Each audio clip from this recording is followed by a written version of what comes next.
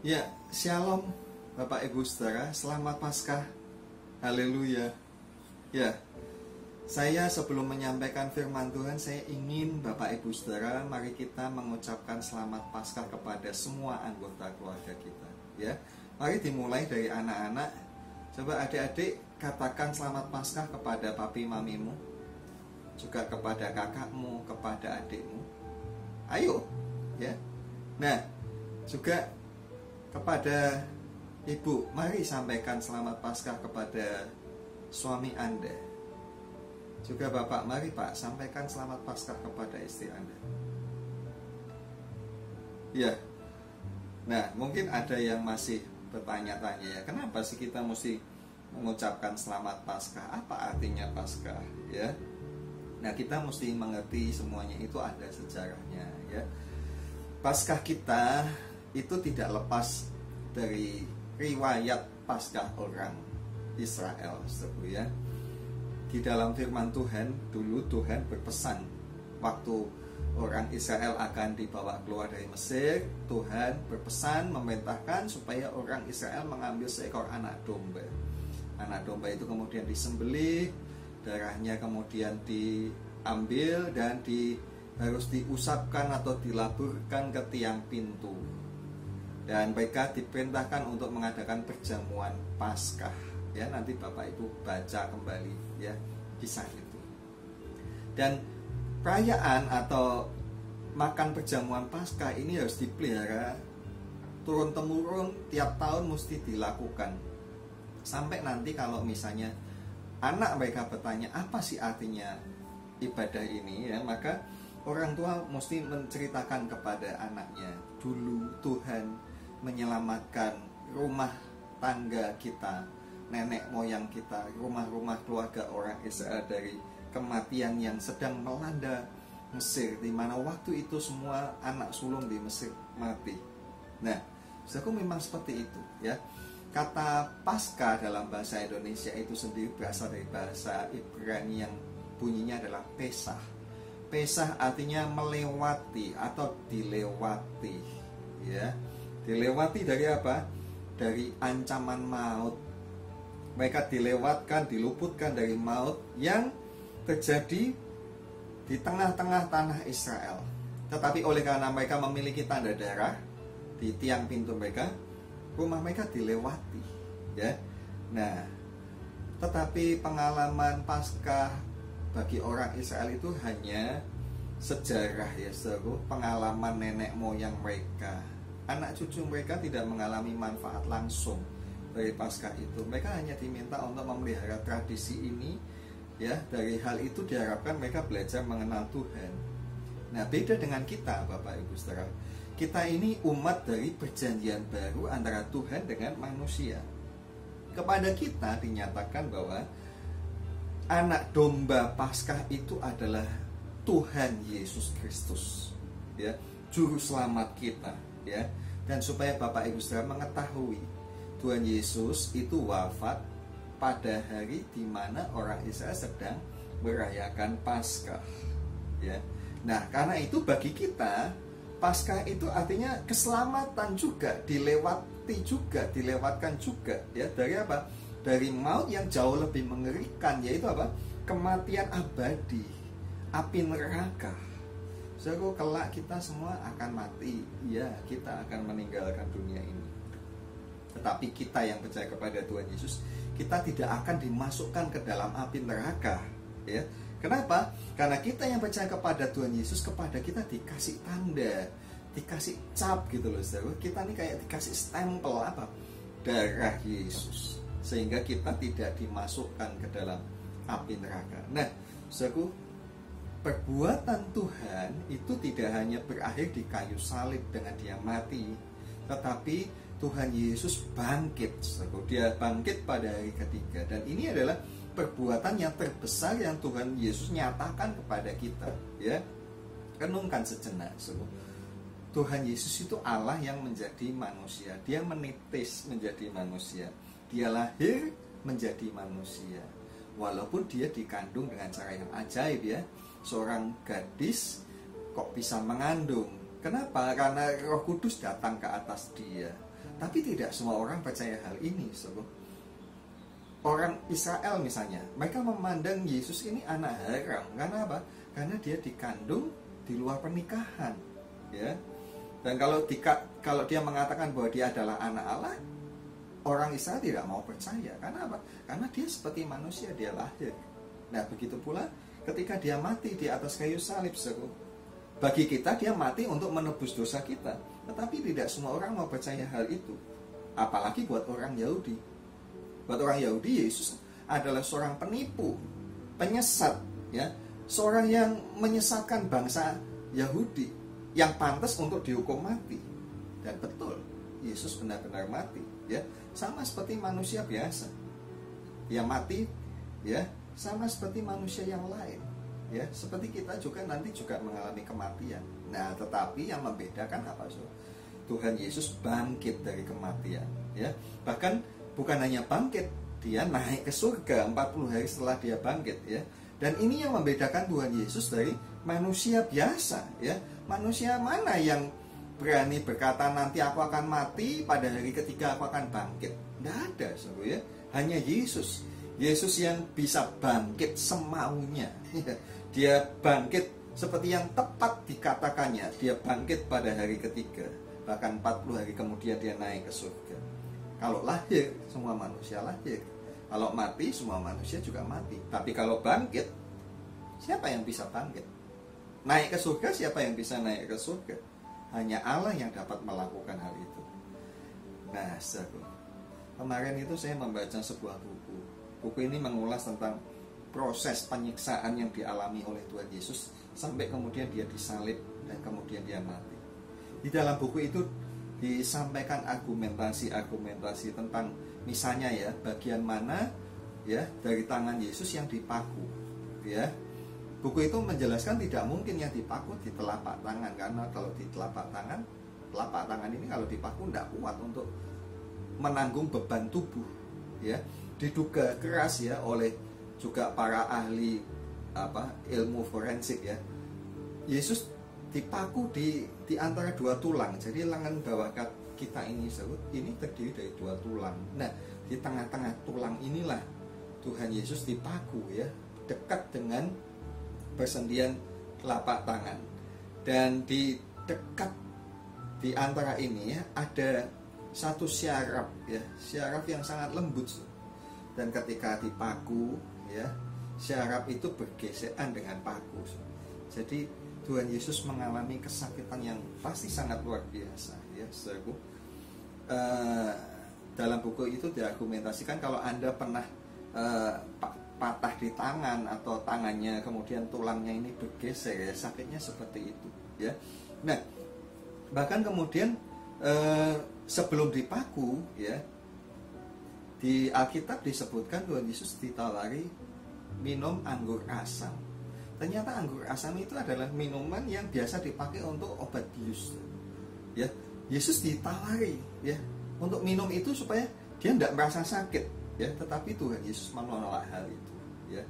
Nah, karena itu cobalah saudaraku nanti kalau setelah video ini saudara kemudian coba lihat lagi, ya, film The Passion of Christ, sehingga kita ini punya gambaran yang bisa kita lihat, ya, yang paling tidak bisa membawa kita bagaimana penderitaannya dialami oleh Tuhan Yesus. Nah, di buku itu juga dijelaskan secara ilmu forensik, ya, penyebab kematian Yesus. Ternyata yang menyebabkan kematian Yesus itu bukan dipakunya itu, tetapi rangkaian dari apa yang dialami oleh Tuhan Yesus, ya. Di antaranya apa, Saudara? Tuhan Yesus ini kan disiksa, dicambuk, ya, begitu banyak luka di tubuhnya, juga di kepalanya, ya, Saudara, berdarah-darah, dagingnya juga terkelupas, ya. Begitu rupa darahnya membasahi muka karena duri, ya, yang ada di kepalanya. Sehingga seperti yang Yesaya bilang, ya, pasal 53, dia tidak disebut tidak tampan, bukan karena dia tidak tampan, tapi karena rusak wajahnya, ya. Nah, oleh karena darah yang mengucur begitu banyak itu membuat apa? Tuhan Yesus kehilangan banyak darah, otomatis juga terganggu ya tubuhnya ya, cairan tubuh berkurang ya, sehingga diduga kuat Tuhan Yesus tubuhnya mengalami kenaikan panas ya, tubuhnya jadi panas ya. Dan karena darah yang banyak keluar itu, tentu kebutuhan oksigen yang dibutuhkan oleh tubuhnya juga berkurang ya saudara ya. Dan oleh karena oksigen itu berkurang, maka terjadi gangguan pada jantung, pada paru, dan pada seluruh tubuh ya. Belum lagi dengan posisi digantung ya, dengan sakit yang begitu rupa ya, Tuhan Yesus pasti juga mengalami kesulitan pernapasan ya. Sehingga kalau dia mau menapas, dia mesti menarik tubuhnya ke atas ya. Nah, yang paling susah buat Tuhan Yesus untuk mengeluarkan napasnya ya.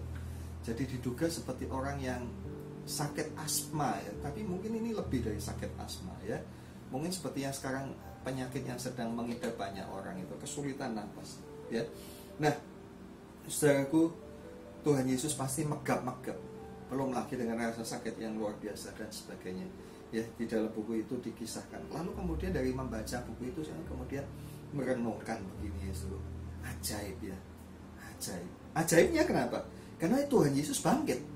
Dan pada waktu Tuhan Yesus bangkit, tubuhnya yang sudah rusak tadi itu betul-betul mengalami pemulihan ya. Sekarang bayangkan dulu, kalau Tuhan Yesus bangkit, badannya masih rusak, orang akan apa? Takut pasti, ngeri ya. Ini apa ini ya? Tetapi tubuhnya pulih ya. Lebih tepatnya mungkin bukan pulih ya, kalau dalam bahasa Inggris pulih itu recover ya. Tapi Tuhan Yesus bukan mengalami recovery, tetapi Tuhan Yesus mengalami transform ya. Tubuhnya mengalami perubahan yang begitu rupa, sehingga tubuhnya ini menjadi satu tubuh yang beda waktu dia hidup dengan tubuhnya waktu dia bangkit setelah kematian, beda. Tubuhnya yang baru yang kita sebut dengan tubuh kemuliaan itu tidak lagi dibatasi oleh hukum alam, tidak lagi dibatasi oleh dimensi, yaitu ruang, waktu, dan juga gravitasi ya. Nah, coba Anda nanti ingat ya, ingat-ingat aja apa aktivitas Tuhan Yesus setelah dia bangkit sampai dia kemudian naik ke surga ya. Nah, itu semua Tuhan Yesus alami ya sesudah dia kematian ya. Dia bangkit ya dengan tubuh yang baru. Nah, setelah kematian itu, apa yang dialami oleh Tuhan Yesus itu yang Tuhan Yesus janjikan kepada kita, yaitu apa? Kebangkitan ya. Nah, Tuhan pernah berkata ya, nanti ya, kita yang percaya kepada Tuhan pada waktu dia datang di awan-awan ya, nanti akan terjadi kubur orang-orang percaya akan terbuka. Dan orang-orang yang percaya kepada Tuhan, tubuhnya itu akan dibangkitkan ya. Ini bukan satu dongeng, ini bukan satu isapan jempol. Karena apa? Karena Tuhan Yesus sudah membuktikan bahwa dia sendiri bisa bangkit. Nah, saudaraku, kita ini diajak percaya ya. Pertanyaannya kepada Bapak Ibu saudara, percayakah saudara bahwa nanti Tuhan akan membangkitkan orang-orang yang percaya kepadanya? Dan pertanyaannya buat Anda saudara, apakah saudara menjadi mau menjadi salah satu orang yang dibangkitkan Tuhan? Mau enggak saudara? Nanti Tuhan datang, tubuhmu dibangkitkan ya. Nah, kalau mau, mari kita belajar saudara mengikuti tahapan-tahapannya ya. Nah, sekarang saya mengajak Anda untuk kembali membuka Alkitab kita ya. Kemarin kita membaca 2 Korintus 5 ayat yang ke-15. Kita akan membaca ayat itu dilanjut ayat 16 dan ayat 17. 2 Korintus 5 ayat 15, 16 dan 17 ya. Mari kita baca bersama. 2, 3. Dan Kristus telah mati untuk semua orang, supaya mereka yang hidup tidak lagi hidup untuk dirinya sendiri, tetapi untuk Dia yang telah mati dan telah dibangkitkan untuk mereka. Ayat 16. Sebab itu kami tidak lagi menilai seorang juga pun menurut ukuran manusia. Dan jika kami pernah menilai Kristus menurut ukuran manusia, sekarang kami tidak lagi menilainya demikian. Jadi siapa yang ada di dalam Kristus, ia adalah ciptaan baru. yang lama sudah berlalu, sesungguhnya yang baru sudah datang. Nah, saudaraku, ayat 15 itu tema Paskah kita yang kemarin saya sampaikan dalam khotbah Jumat Agung, yaitu bahwa Kristus telah mati bagi kita dan memberi kita satu hidup yang baru. Maka patutnya kita hidup bukan lagi untuk diri kita sendiri, tetapi kita mesti hidup bagi Yesus. Ya, hidup bagi Yesus artinya hidup kita bukan lagi tentang kita, tetapi hidup kita adalah tentang Dia. Ya, bukan maunya kita, tetapi maunya Tuhan. Nah, itu kita sudah pelajari. Ya, nah sekarang ayat 16 tuh, di ayat yang ke-16 itu Paulus sedang memberikan contoh pertobatannya. Ya, dahulunya Paulus itu suka menilai manusia menurut cara pandang ukuran manusia. Ya, itu sebabnya dulunya dia juga memandang rendah Tuhan Yesus. Saudaraku, dia dengarlah cerita tentang Tuhan Yesus. Dia walaupun tidak kenal, tidak pernah ketemu, tapi dia dengar tentang Yesus ini. Ya, banyak yang dia dengar. Ya, dia tahu Yesus itu siapa sih ya? Kok dia punya banyak pengikut? Dia itu kan seorang tukang kayu, dia itu orang miskin yang konon dulu ya dia dikandung di luar pernikahan. Dia itu orang biasa, dia tidak berpendidikan tinggi, tapi kok berani mengajar agama. Dan menurut Paulus ajarannya Yesus ini ngawur, ya. Dan dia memandang juga pengikut-pengikut Yesus ini orang-orang sesat, ya, yang patut juga dibinasakan. Itu sebabnya apa? Saulus atau Paulus kemudian itu, ya, dia berusaha untuk banyak memburu dan membunuh orang-orang yang percaya kepada Tuhan Yesus. Ya, kenapa? Karena dia merasa dirinya yang paling benar. Ya, kenapa? Karena dia termasuk golongan orang Farisi dan dia punya guru agama yang paling dihormati, yakni Gamaliel. Ya, nah tetapi setelah dia berjumpa dengan Tuhan di tengah perjalanannya ke Damsyik, waktu itu dia mendengar suara Tuhan dan dia melihat cahaya yang begitu terang yang membutakan matanya. Saulus ini kemudian bertobat, ya. Dan setelah itu kemudian dia belajar secara pribadi dengan Tuhan Yesus selama 3 tahun, ya. Nah, cara pandang Paulus ini kemudian berubah. Yang dulunya suka merendahkan orang, sekarang dia melihat manusia atau orang itu dengan cara yang beda. Seperti yang tadi dikatakan di ayat yang ke-16, ya. Apa yang dia kemudian pandang dari seorang yang percaya kepada Yesus? Dia lihat orang kalau mau percaya Yesus dan bertobat, maka cerita masa lalunya itu selesai, ya. Nah, ayat 17 tadi mengatakan yang lama sudah berlalu. Jadi dia melihat kalau orang mau percaya kepada Yesus, masa lalunya itu sudah selesai. Nah, saya katakan hal ini ya ketika saya belajar membaca ayat ini dari bahasa aslinya, ya. Di dalam bahasa aslinya itu ada tenses tuh. Kita yang belajar bahasa Inggris kan kita tahu tenses, ya. Tenses itu kala waktu tentang perbuatan atau kegiatan itu dilakukan. Nah, di dalam bahasa aslinya, dalam bahasa Yunani itu ada tenses yang namanya aorist. Aorist itu adalah tenses yang menyatakan bahwa peristiwa yang dimaksud itu sudah selesai, sudah tuntas, betul-betul sudah selesai, sudah tuntas. Begitu pula kalau dikatakan yang lama sudah berlalu, hidup yang lama dari orang yang percaya Tuhan Yesus itu sudah selesai, sudah tuntas, ya. Begitu pula hidupmu, ya. Cerita masa lalumu itu sudah selesai. Tuhan tidak mau ungkit-ungkit lagi masa lalumu. Entah dulu itu engkau siapa, engkau dulu bagaimana, bagi Tuhan masa lalumu sudah selesai. Nah, kita juga harus demikian, Bapak Ibu Saudaraku, ya. Kalau engkau menghargai Tuhan yang menebus hidupmu, ya, engkau juga harus menghargai Tuhan yang juga menebus saudara kita seiman, ya. Saudara kita yang seiman itu juga ditebus oleh Tuhan Yesus. Masa lalumu selesai ditebus Yesus, masa lalu saudara kita juga selesai. Tuhan tidak mengungkit masa lalumu, Tuhan juga tidak mau mengungkit masa lalu saudara kita, ya. Lah, Tuhan yang menebus saudara kita itu yang tidak mau mengungkit masa lalunya, ya. Kok kita yang tidak nebus kok malah mengungkit-ungkit masa lalu? saudara kita ini. Kita ini siapa? Kita tidak berhak ya. Nah, karena itu ya saudaraku ya, kita mesti belajar ya. Kalau orang sudah bertobat ya saudaraku, udahlah, kita ini jangan ngomongin masa lalunya dia ya, apalagi bongkar aibnya dia, itu kan tidak baik saudaraku ya. Saudaraku, entahkah dia mungkin dulu pernah menikah sebelum kenal Tuhan dengan orang lain, sebelum dengan suaminya sekarang atau istrinya, itu tidak usah kita bahas karena masa lalunya sudah selesai. Nah, bukan hanya masa lalu kita dianggap selesai, tetapi kita yang percaya kepada Tuhan, kita ini dijadikan ciptaan baru ya. Dan proses Tuhan menjadikan kita sebuah ciptaan yang baru itu masih terus sedang dikerjakan. Nah, sekali lagi saya katakan ini di dalam tenses ya. Tensesnya apa?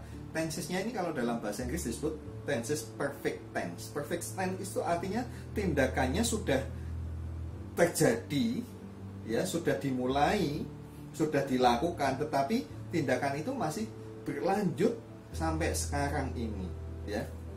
Jadi begini ya, Tuhan menjadikan kita ciptaan yang baru. Hal itu sudah dilakukan sejak apa? Sejak kita mau percaya kepada Tuhan. Tetapi Tuhan masih sekarang ini masih mengerjakan kita ya. Kita masih dikerjakan terus oleh Tuhan untuk menjadi sebuah ciptaan yang beda dari masa lalu kita ya. Dan terus dikerjakan sampai kapan? Sampai nanti kelak kita menjadi serupa dengan gambarnya ya. Seperti pada waktu dulu Adam diciptakan dan belum jatuh dalam dosa, manusia diciptakan menurut gambar rupanya Tuhan ya. Dan kita dikerjakan untuk menjadi seperti itu ya. Kita masih dikerjakan, belum selesai kita ini dikerjakan. Jadi kita ini juga belum sempurna ya.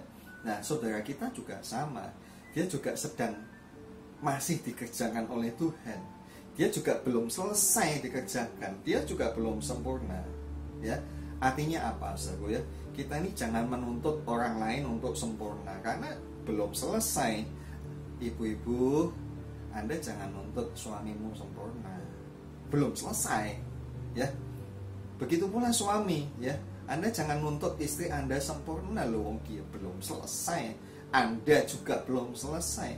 Anak kita juga belum selesai, saudara ya. Karena itu apa artinya? So, kita mesti kasih saudara-saudara kita ini, kita perlu kasih waktu, ya. Mungkin lebih tepatnya kita kasih Tuhan waktu untuk mengerjakan hidupnya, ya. Nah, karena itu saya ingin mengajak kepada Bapak Ibu Saudara, cobalah maklumilah, ya. Maklumilah suamimu, maklumilah istrimu, maklumilah anakmu, ya. Anak-anak juga engkau mesti maklumilah orang tuamu, ya. Saudara seiman kita juga begitu, maklumilah mereka, ya. Juga Anda juga mesti memaklumi saya, maklumilah saya juga karena saya juga belum sempurna, ya. Tetapi yang pasti harapan itu ada, ya. Serusak apapun, ya, Tuhan Yesus bisa mengubahkan kita, ya, seperti tubuhnya yang hancur, ya, karena menanggung dosa kita, ya. Seperti itu, dosa itu menghancurkan, tetapi yang hancur itu ditransformasikan menjadi mulia. Nah, kita ini juga begitu, dosa menghancurkan hidup kita memang di masa lalu, tetapi Tuhan sedang transformasikan kita, ya. Nah, maka sebagai rangkuman dari pesan-pesan khotbah saya ini, ya, percayalah, ya, percayalah kepada Tuhan, bertobatlah, dan teruslah untuk berproses maju. Berproses maju untuk apa? Menjadi mulia, ya. Jangan berhenti berproses, ya. Jangan putus asa, ya. Mungkin kadang-kadang kita merasa aku tuh pengen berubah, tapi kok gini. Jangan putus asa, sebab Tuhan sendiri tidak mau putus asa terhadapmu, ya. Tuhan Yesus sendiri tidak mau menyerah untuk membentuk hidupmu. Dia itu masih sabar pada kita. Buktinya kita masih hidup, Ini bukti Tuhan itu tidak mau menyerah kepada kita, ya. Saudara, karena itu teruslah berproses. Sampai kapan? Ya sampai batas waktu umur hidup kita, ya. Semoga kita semua nanti pada waktu dipanggil Tuhan proses hidup kita sudah selesai, ya. Karena itu kita mesti gunakan waktu sebaik-baiknya, ya, saudaraku. Nah, terhadap orang lain juga seperti tadi, maklumilah, pahamilah, mereka ini sedang berproses. Hargai juga Tuhan, Tuhan yang sedang mengerjakan hidupnya, ya. Tuhan belum selesai mengerjakan hidupnya. Karena itu kita jangan maido saudara kita, ya. Sebab kalau kita maido saudara kita, ingat ya, kita sedang maido Tuhan, ya. Maido Tuhan kok tidak selesai-selesai ini dikerjakan, ya. Jadi ibu-ibu, kalau Anda maido suami Anda, itu sedang maido Tuhan. Itu suamiku kok tidak diubahkan, ya. Tuhan itu sedang, saudara, ya. Karena itu jangan maido, ya, saudara, ya. Nah, terakhir, saudara, kebangkitan Kristus itu menjadi sukacita bagi para murid, ya. Nah, Tuhan yang mereka ikuti, yang telah mati itu bangkit, ya, dan hidup kembali, itu membuat para murid bersukacita, ya. Apalagi mereka melihat Yesus, tubuhnya betul-betul berubah, ya, dengan kemuliaan, ya. Bahkan mereka menyaksikan Yesus naik ke surga, ya. Kita memang tidak melihat Yesus disalib, kita tidak menyaksikan kebangkitannya, kita juga tidak lihat dia naik ke surga, tetapi kita di dalam iman kita percaya semuanya itu. Dan kita harus percaya dan harus bersukacita juga. Karena apa? Karena kabar kebangkitan Tuhan ini memberi harapan kepada kita, ya. Bahwa apa? Bahwa Tuhan itu berkuasa. Kuasanya lebih besar daripada kematian. Kuasanya lebih besar dari maut. Itu yang dulu di dalam perjanjian lama, ya. Saleh-saleh Tuhan itu bertanya-tanya, apa bisa ya orang kalau sudah mati hidup lagi, ya. Daud mempertanyakan hal itu, Ayub juga mempertanyakan hal itu, ya. Juga Henok, ya, dia juga bertanya-tanya, ya. Seru, banyak orang mempertanyakan, ya, bisa enggak orang itu enggak usah mati, gitu, ya, hidup terus, ya. Nah, seru. Jadi ada harapan tentang kehidupan setelah kematian. Yang kedua, seru, kebangkitan Tuhan Yesus itu memberikan kabar yang baik. Bahwa apa? Bahwa Tuhan itu sungguh-sungguh dengan rencananya, ya. Tuhan tidak hanya bikin rencana tapi tidak dikerjakan. Tuhan punya rencana dan rencananya itu dikerjakan. Apa rencananya? Menjadikan kita ciptaan yang baru. Kita yang rusak ini mau diperbarui. Sampai apa? Sampai kita serupa dengan gambarnya, ya. Seperti ketika dulu, sekali lagi, Tuhan menciptakan Adam ini kan sempurna. Kalau Adam tidak jatuh dalam dosa, Adam pasti mulia, ya. Nah, kita juga mau dibawa ke sana, kepada state, ya, kepada satu keadaan di mana kita menjadi serupa dengan gambar Tuhan. Dan itu Tuhan sudah mulai kerjakan ketika kita percaya kepadanya, dan masih Tuhan kerjakan. Kita masih harus berproses, ya. Karena itu teruslah kita berproses, terus berproses. Kasih juga kesempatan kepada kekasih-kekasih kita, kepada suami, kepada istri, kepada anak, kepada orang tua, kepada saudara-saudara kita seiman, untuk mereka juga berproses. Kasih kesempatan, ya. Nah, semoga kita semua seperti yang tadi saya katakan, kita nanti waktu kita umur kita selesai, kita dipanggil Tuhan, proses kita sudah tuntas, ya. Sekali lagi, gunakan waktu sebaik-baiknya, ya. Contohnya, ya, saya kasih contoh. Kalau kita punya mobil kita ini tidak beres, bahkan mungkin rusak, ya. Knalpotnya itu keluar asap yang mengebul, ya. Padahal Anda harus keluar kota akhir bulan ini, ya. Apa yang akan Anda lakukan? Yang benar, Anda kan ke bengkel, ya, secepatnya, ya, tidak ditunda-tunda. Walaupun tidak keluar kota pun ini harus dibetulkan, ya, apalagi mau keluar kota. Nah, kalau mau dibetulkan kan mobilnya harus diapa? Dibawa ke bengkel, tidak boleh dipakai, harus diistirahatkan, diberhentikan biar dia dikerjakan, ya. Nah, kita ini juga mesti begitu, kita mesti membawa diri kita kepada Tuhan seperti mobil dibawa ke bengkel. Membawa diri kita ke hadapan Tuhan itu apa? Ibadah. Jadi ibadah itu seperti kita sedang pergi ke bengkel, ya. Ya, kita harus ke bengkel untuk diperbaiki. Kita ibadah itu untuk diperbaiki. Nah, ini kesempatan yang baik saudaraku hari-hari ini ya. Saudaraku, selama ini kita kerja ya. Banyak waktu kita pakai untuk kerja ya, tenaga kita juga untuk kerja, sampai kita tidak ada waktu untuk ibadah, kita kurang tenaga untuk ibadah. Sekarang ini kesempatannya luas ya, momen-momen hari-hari ini pakailah untuk ibadah ya. Karena itu mari kita gunakan ya, tidak kebetulan semuanya ini ya. Paskah ini kita suruh ibadah di rumah, supaya apa? Supaya kita sama-sama sekeluarga kumpul ya, untuk beribadah kepada Tuhan ya. Semuanya itu baik ya. Mari kita hayati Paskah ini, dan mari kita gunakan waktu kita untuk lebih banyak datang kepada Tuhan ya. Amin. Nah, sekarang saya ingin mengajak kita untuk berdoa ya. Nah, sebelum berdoa, saya mengajak Anda untuk kita sebentar nyanyi terlebih dahulu ya. Kita akan nyanyi ya, pujian yang lama, saudaraku, sebab Dia hidup ada hari esok ya. Sebab Dia hidup ada hari esok ya. Kita akan nyanyi pujian ini.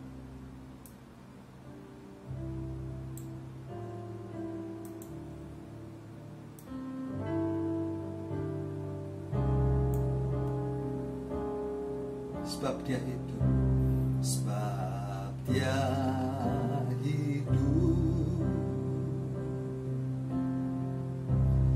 ada hari esok. Sebab Dia hidup, ku tak gentar,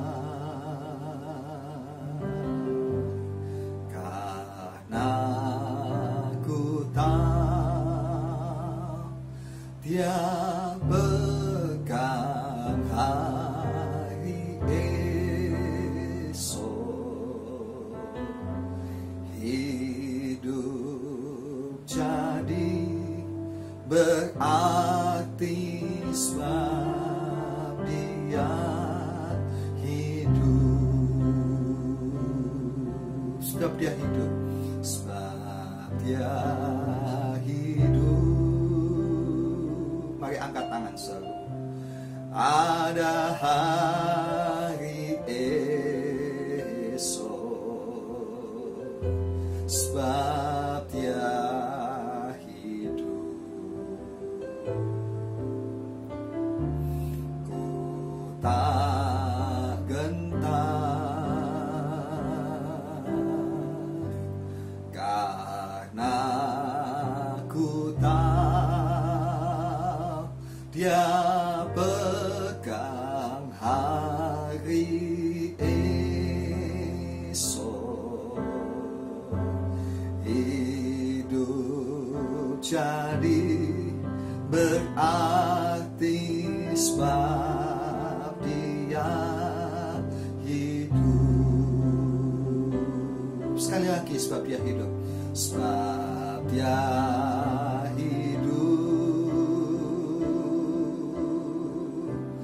ada hari esok. Sebab Dia hidup, ku tak gentar. Amin. Karena ku tahu Dia pegang hari esok. Hidup jadi berarti sebab Dia hidup. Hidup jadi berarti, hidup jadi, percaya saudara, karena Dia hidup, hidup kita jadi berarti. Dia hidup. sekali lagi.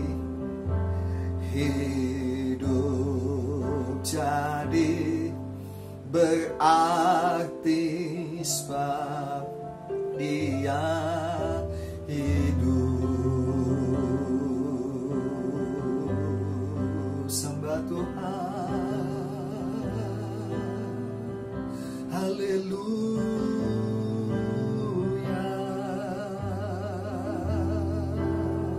Kami sembah Tuhan, haleluya. Terima kasih Tuhan. Ajaib, ajaib, ajaib. Kami percaya Engkau Tuhan yang ajaib. Engkau bangkit dan menang kebangkitan-Mu. Berikan ku pengharapan, aku pun akan dibangkitkan. Kebangkitan-Mu berikan ku pengharapan. Rencana-Mu digenapi, sebab tak ada yang mustahil bagi-Mu. Maut saja Kau kalahkan, ku percaya Kau sanggup ubahkan hidupku.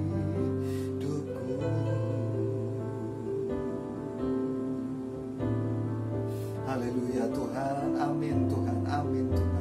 Kami percaya Engkau tidak hanya mati, tetapi kami percaya Engkau sudah bangkit, dan kebangkitan-Mu mengalahkan maut. Kami punya harapan yang besar. Sesudah hidup ini, kami pun akan hidup kekal bersama dengan Tuhan. Dan waktu Engkau datang kembali nanti, tubuh yang kami tinggalkan di bumi ini juga akan dibangkitkan.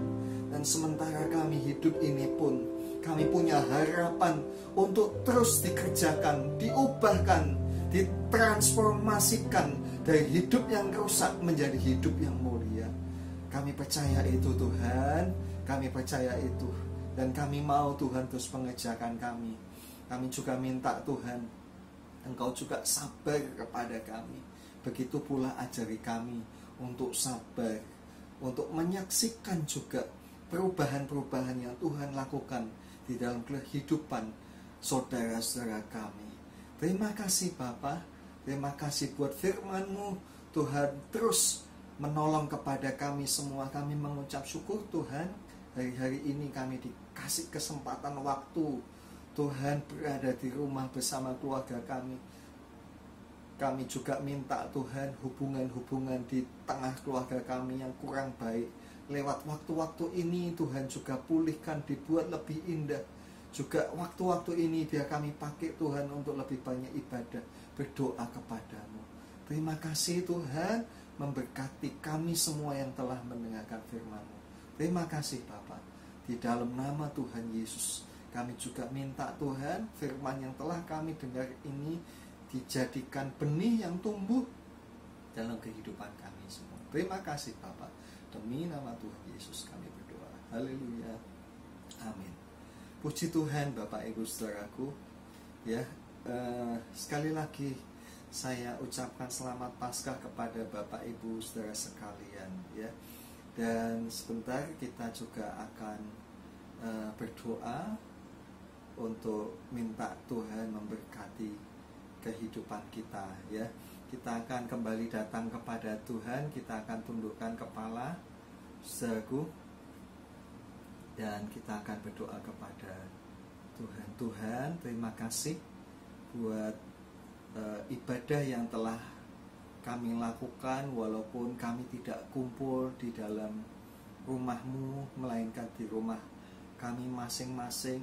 Kami percaya Tuhan, Engkau sudah hadir di tengah kami, dan hamba-Mu percaya Tuhan, Engkau juga sudah menjamah anak-anak-Mu yang ada di rumah. Saat ini pun hamba juga merasakan jamahan-Mu atas hamba. Terima kasih Tuhan, terima kasih. Dan hamba sekarang minta Tuhan, Engkau juga mengarahkan tangan-Mu ke atas kepala kami semua dan memberkati kami. Bapak Ibu saudaraku, angkatlah tangan-Mu dan terimalah sekarang dari Allah Bapa kita berkat rahmat, pertolongan, kekuatan, kesehatan, kesembuhan, dan juga damai sejahtera. Dan biarlah semua yang kita semua kerjakan diberkati oleh Tuhan menjadi berhasil. Dan Tuhan memelihara hidup kita seperti yang Tuhan janjikan. Kita yang mengasihi Tuhan, kita yang selalu berbakti kepada Tuhan, Tuhan memelihara hidup kita, menjauhkan kita dari segala bahaya. Dan Tuhan memberikan semua apa yang kita perlu. Terima kasih Bapa. Kami terima dengan iman dan ucapan syukur kami dalam nama Tuhan Yesus Kristus. Haleluya. Amin. Mari kita nyanyikan pujian kita, saudara. Terima kasih Yesusku.